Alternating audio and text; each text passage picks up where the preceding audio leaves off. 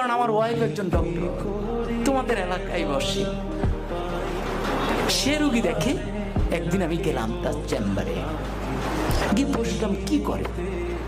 রুগী আসলো, আর তোমরা আমাকে তো এখন একটু ফুলবাবু হিসেবে দেখছো, কারণ শারীরিক ফিটনেস অনেক উন্নত মানের বিদায় আমি অনেকক্ষণ আয়নার সামনে দাঁড়াতে হয়, তো ফলে একটু ফিটফাট হয়ে আসছি। কিন্তু আমি যদি জামাটা ছেড়ে দিয়ে রাস্তায় হাঁটি, সিম্পল টোকাই হোক, হ্যাঁ, তো আমি এই সুবিধায় তার পাশে গিয়ে বসলাম চেম্বারে। একটা রুগী আসলেন, হ্যাঁ কি হলো, আপনি এটা করবেন, লিখে দিল, শেষ, চলে গেল। তাই বাসায় গিয়ে বললাম, তোমার চেম্বার তো চিরেই ক্লোজ হয়ে যাবে। বললো কেন? তুমি তো মাশাআল্লাহ, তোমাদের মতো ডাক্তারদের কারণে আমাদের দেশে ট্রেন ভর্তি করে সব ইন্ডিয়ায় চলে যাচ্ছে রাষ্ট্রীয় টাকায়, তোমাকে আমার চেম্বারে নেওয়াটাই ভালো হয়েছে। দেখো, কেউ ক্রিটিসিজম নিতে চায় না,